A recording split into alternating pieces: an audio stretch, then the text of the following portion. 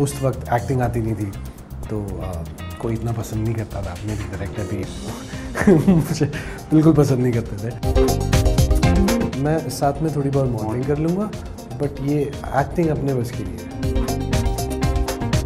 और वहाँ पे मुझे लोग इतने अच्छे मिले जिन्होंने मुझे मेरी गलतियाँ बताई, मुझे बताया ऐसे कर वैसे कर, जिन्होंने सिखाने की कोशिश की। दोस्त मिले, डायरेक्टर्स मिले। नमस्कार, आप सभी का स्वागत है और आज हमारे साथ हैं आप सभी के चहेते अंकित गुप्ता जी ने, जिन्हें पकड़ना मुमकिन नहीं होता है कई बार। पहले तो बहुत बहुत स्वागत है आपका। Thank you so much. आपको हम ले जाएंगे पिछले समय में, जब आप एक्टर बनने का ख्वाब देख रहे थे। जी। जब आपको पता भी नहीं था कि आप मुंबई में एक दिन आएंगे और छा जाएंगे।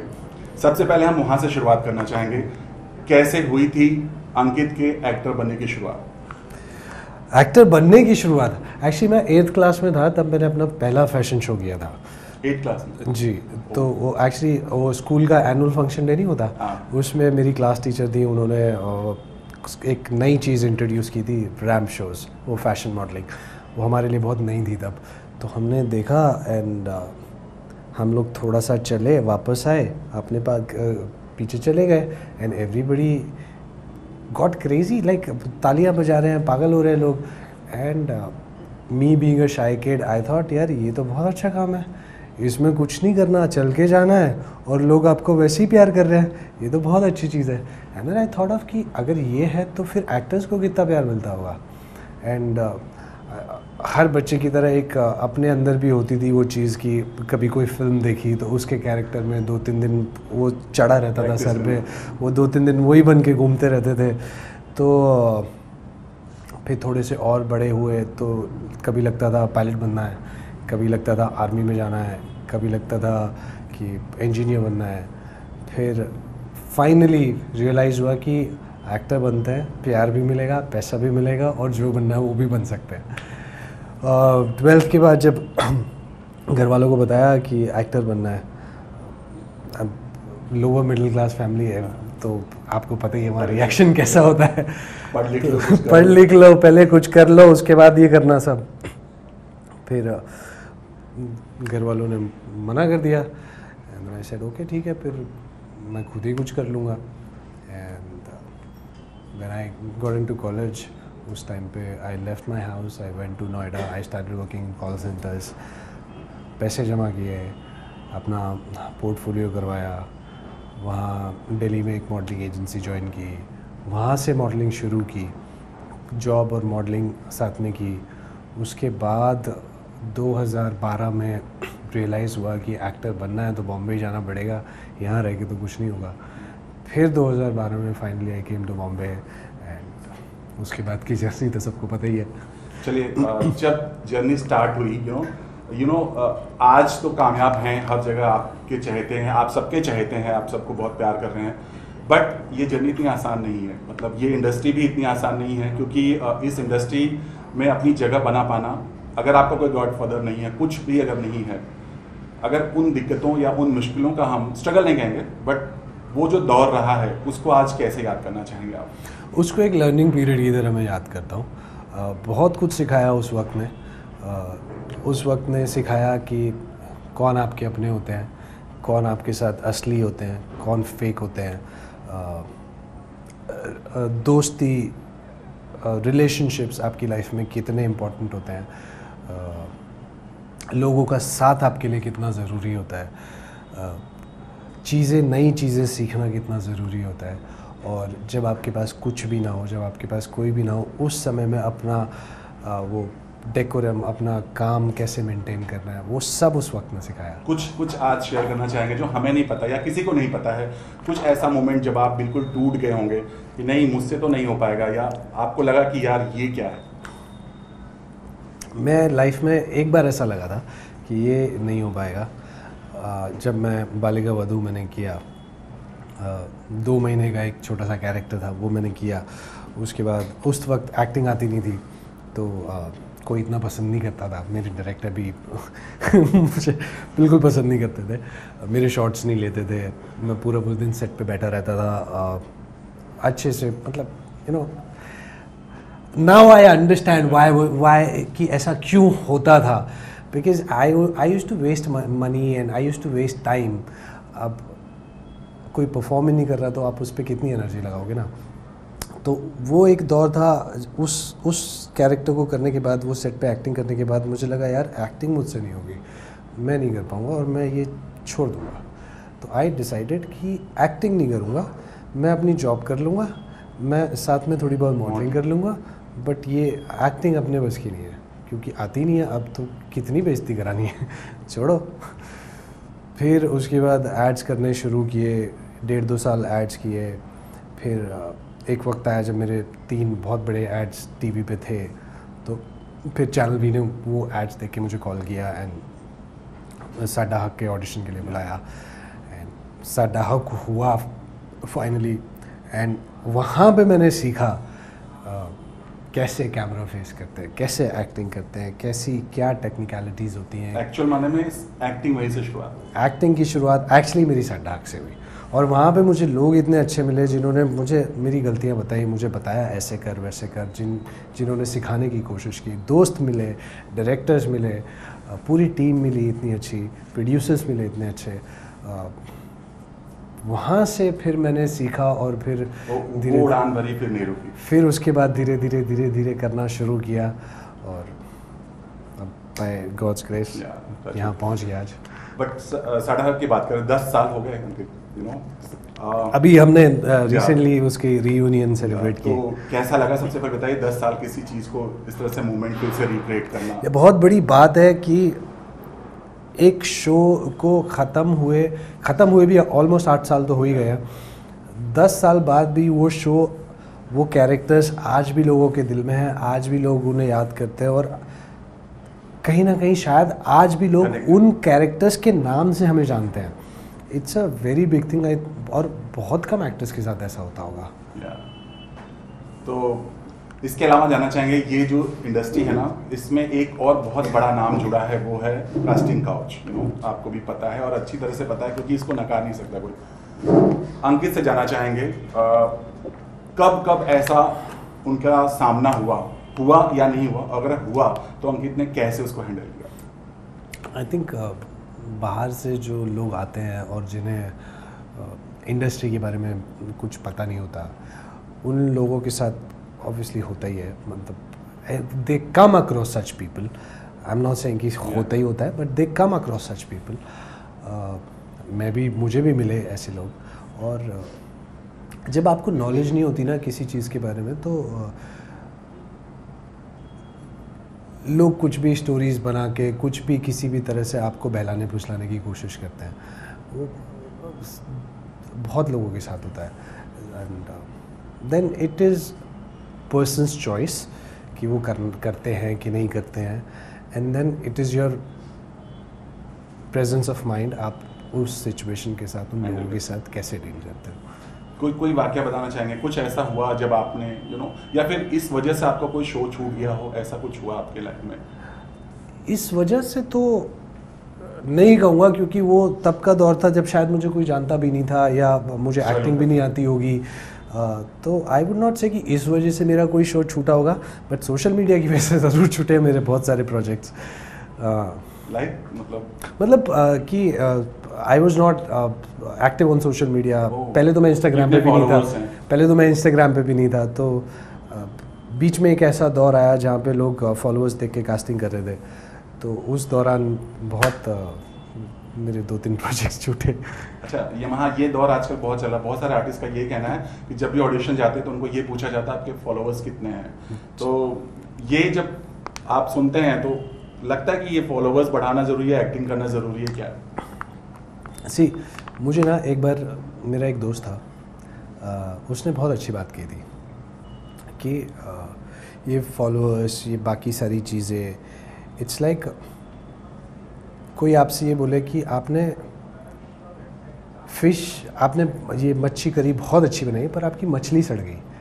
मतलब कि बाकी सारी चीज़ें आपके पास हैं, फॉलोअर्स हैं, maybe you are very good at horse riding और समथिंग एल्स, बट आपकी एक्टिंग ख़राब है। जो मेन चीज़ है अगर वही ख़राब है तो फिर थोड़ा सा मुश्किल है। तो हम बेस पे काम करना पहले बहुत ज़रूरी है, उसके बाद बाकी सारी चीज़ें आप ना फिर भी साथ साथ में कर सकते हो, बट अगर वो टैलेंट नहीं है तो फिर थोड़ा सा मुश्किल हो जाता है। तो जैसा हम बात करते कास्टिंग काउच के, आपने जिक्र किया था, थोड़ा सा हम जानना चाहेंगे अंकित, क्या हुआ था और आपने उस सिचुएशन को कैसे हैंडल किया? क्योंकि आप नए नए थे, आपने कहा ना बाहर से लोग आते हैं तो ज़्यादा कुछ होता है, कैसे किया था हैंडल, थोड़ा बताइए आप। कुछ हैंडल उसमें करना कुछ नहीं होता, आप सीधा मना कर दो, कोई आपको उठा के थोड़ी ले जाएगा। कई लोग टूट जाते हैं, कई लोग मान भी जाते हैं, हो सकता है लालच में कर लेते हैं। As I said, it's a person's choice and you know ये सबकी अपनी एक पर्सनल चॉइस है, किसी को करना है, किसी को नहीं करना है, किसी को लड़ाई झगड़े से बात निपटानी है, किसी को सीधा मना करके घर आ जाना है। तो थोड़े से सेंसिबल होते हैं, वो थोड़ा सा आराम से बोल देते नहीं यार it's not for me, and they get on with their work. So that's what I did. I said यार ठीक है, आई मीन जो भी करता होगा, no disrespect to them, and but मेरे से नहीं होगा, and I will find my own way. अब आप क्या करना चाहेंगे? हम आपसे ये पूछें आपकी लव लाइफ के बारे में जानना, अंकित स्टार्ट से लेकर के बोलते हैं, लव लाइफ के बारे में जानना चाहेंगे। लकी रहे हैं आप अपने लव लाइफ में? हाँ, आई थिंक अब मुझे यार हाँ लकी तो ठीक है, लकी तो मे बी थोड़ा सा स्ट्रॉन्ग वर्ड हो गया, बट मुझे कभी ऐसे ख़राब लोग नहीं मिले लाइफ में, लोग मुझे सारे अच्छे ही मिले हैं। कितनी बार प्यार हुआ आपको? हो गया 2-3 बार तो हो गया। दिल टूटा है? प्यार में दिल टूटा है या फिर? जहाँ प्यार होता है वहाँ तो दिल टूटता ही है, और सबका टूटता है, ऐसा कोई नहीं हुआ आज तक। बट दिल टूट के भी संभल जाना ये अपने आप में काबिलियत होती है, तो अंकित से जानना चाहें कैसे संभल जाते हैं आप? वक्त एक बहुत बड़ी चीज़ है, सिखा दे। वक्त बहुत बड़ा मरहम है, और जब थोड़ा सा वक्त निकलता है तो यादें थोड़ी सी धुंधली पड़ जाती हैं, and then you get on with your life. कैसे प्यार हो जाता है अंकित को? मतलब अगर आप से जानना चाहें, प्यार कैसे हो जाता है अंकित को? मतलब ऐसे ही हो जाता है कि कोई अच्छा लगता है प्यार हो जाता है, या फिर नहीं? मुझे बहुत मुश्किल से होता है, और मुझे हमेशा इंसान के साथ बहुत सारा टाइम स्पेंड करने के बाद प्यार होता है, और मे बी शायद मुझे पता भी नहीं चलता होगा। When I like spending time with somebody, वो चीज़ें होते होते होते होते कभी बहुत बाद में रियलाइज़ होता है कि यार हाँ शायद ये प्यार है।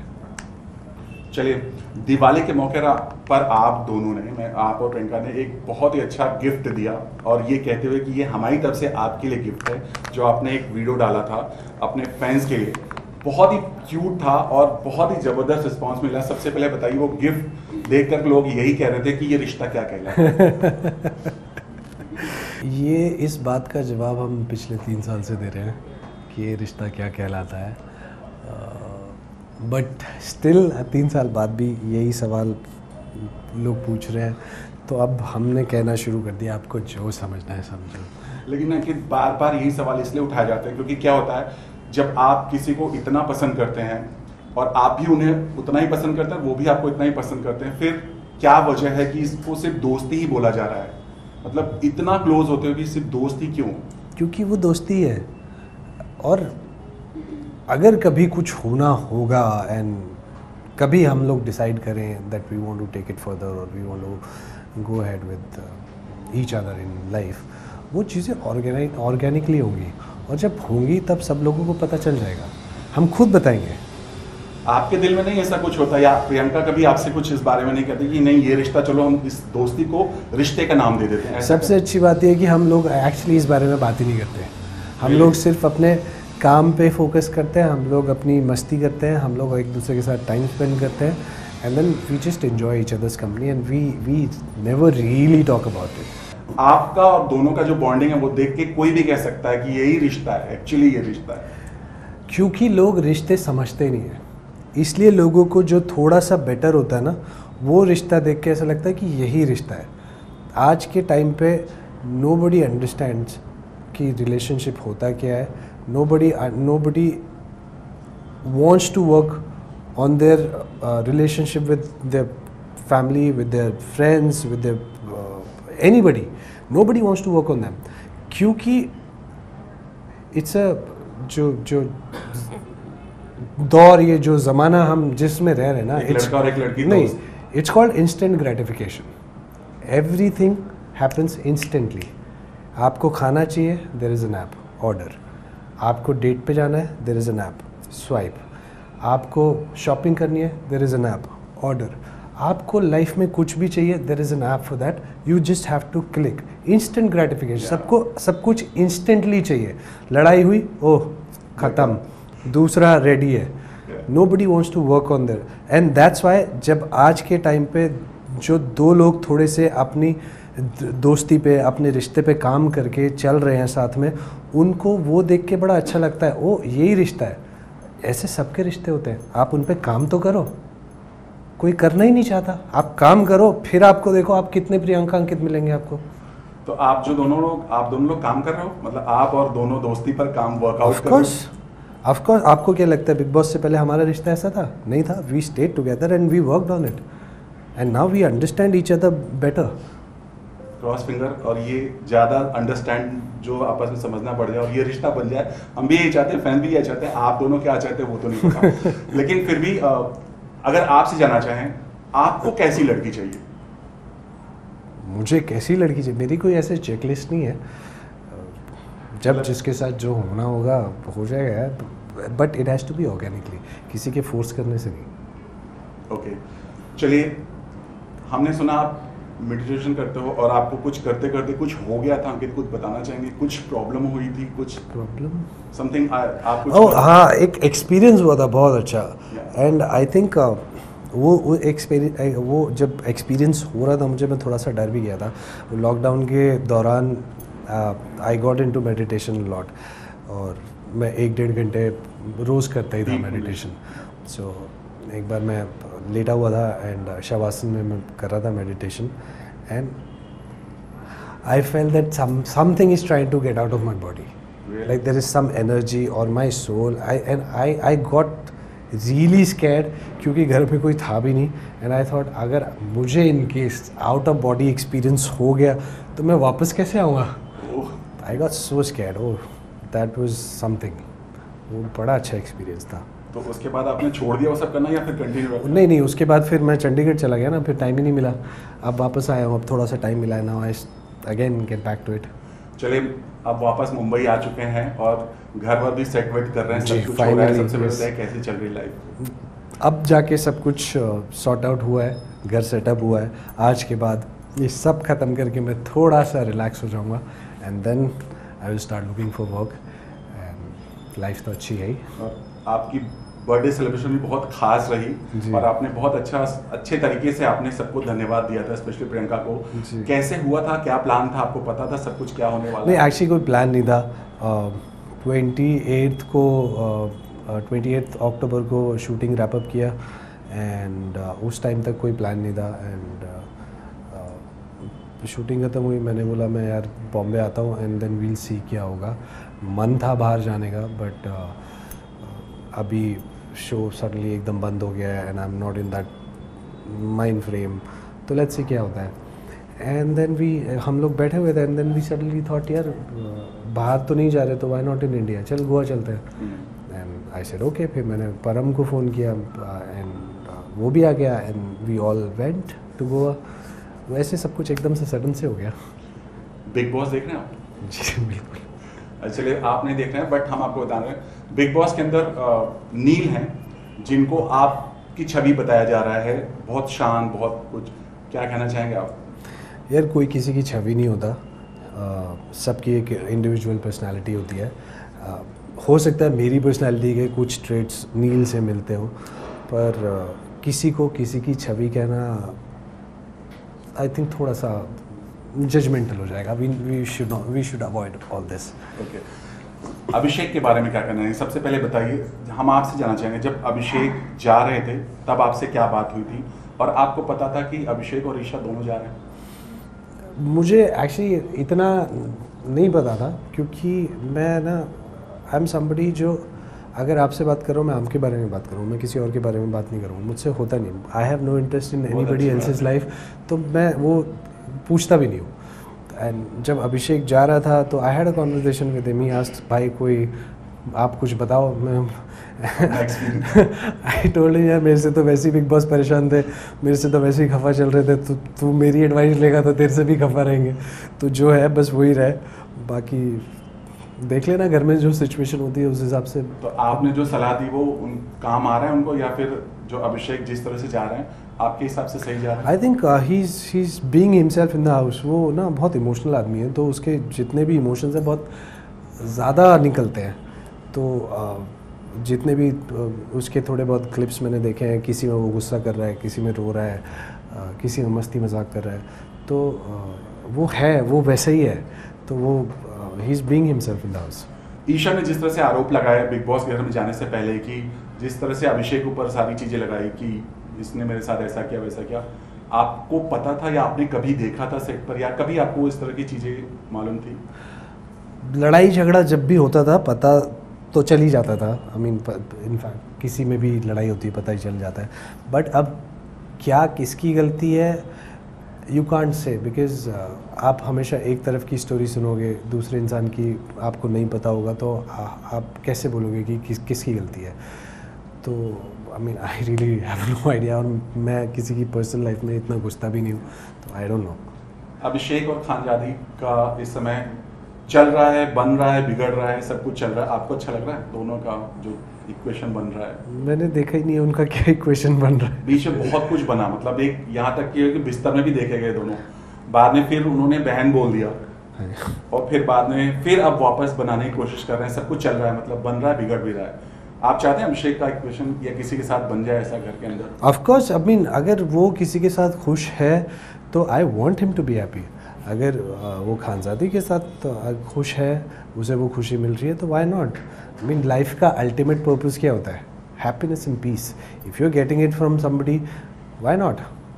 रिसेंटली अभी बात करें तो अभिषेक और ईशा की अभी झगड़ा हुआ लेटेस्ट, जिसमें ईशा ने अभिषेक को धक्का वक्का भी दे दिया है। लग रहा है कि ये क्या चल रहा है, मतलब ये सही है इस तरह से शो में हाथापाई करना, ये सब चीज़ें करना? अभी पता नहीं क्या सिचुएशन है, क्या किस बात पे ये सब हुआ है। सी वो दैट हाउस ना is very volatile, and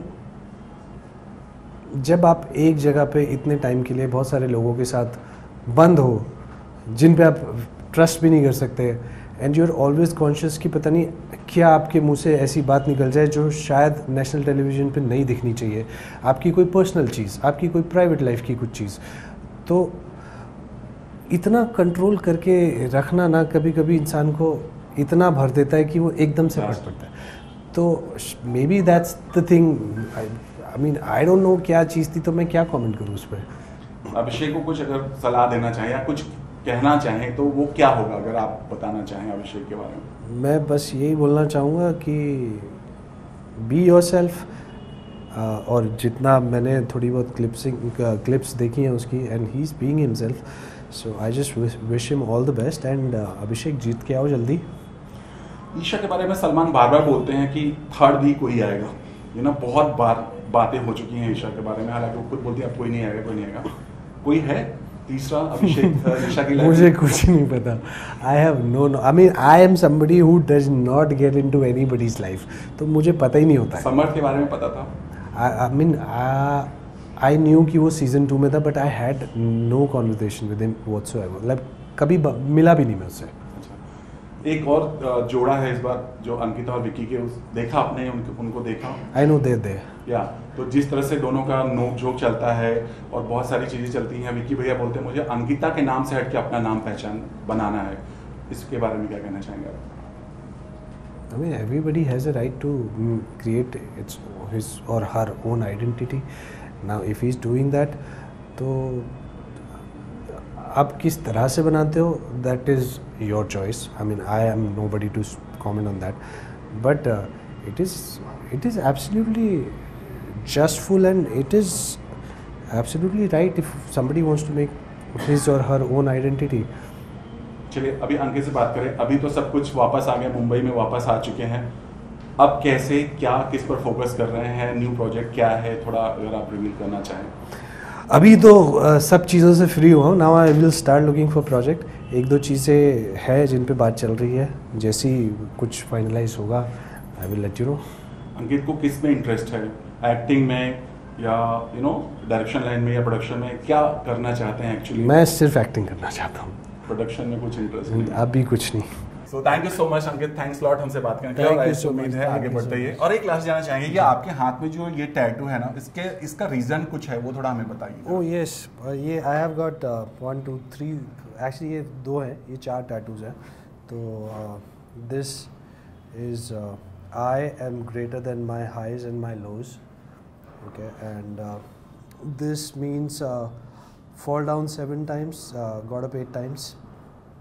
This means where's will there's a way. This means create your own reality. तो ये बहुत ही मीनिंगफुल है। सबसे पहले बताइए, ये जो लिखा है ना, ये कहीं से इंस्पायर हुए थे? सच में कुछ आप 7 टाइम फॉल्स हुए थे? क्या हुआ था कि नहीं, ये मैं सिर्फ ये अपने मोटिवेशन के लिए रखता हूँ। As I said, I am greater than my highs and my lows. मैं जब भी थोड़ा सा हाई लो होता हूँ, I look at these things and मैं थोड़ा ग्राउंडेड रहता हूँ। तो अभी तो फिलहाल आप हाई लेवल पर ही हैं, तो क्या कहना चाहेंगे? और जो नेक्स्ट प्रोजेक्ट आप देख रहे हैं उसमें क्या करना चाहिए आप? हमने सुना रियलिटी शो के बारे में आप बहुत ज़्यादा खतरों के खिलाड़ी के लिए भी बहुत ज़्यादा उत्सुक हैं। उत्सुक नहीं, I mean that is one reality show want to do that, I want to do, हाँ, but for my next project I just want to do something very different from my last one. So what will it be? It'll be out soon. बस इतना ही बोलना चाहूँगा guys, thank you so much for all the love and support. I'm really grateful, और आप लोगों ने इतना प्यार दिया जितना कभी एक्सपेक्ट भी नहीं किया था। बस ऐसे ही प्यार देते रहो, और मैं बहुत जल्द वापस आऊँगा कुछ बहुत ही एंटरटेनिंग लेके। Thank you so much. Thank you so much, thanks lot, thank you, nice to meet you.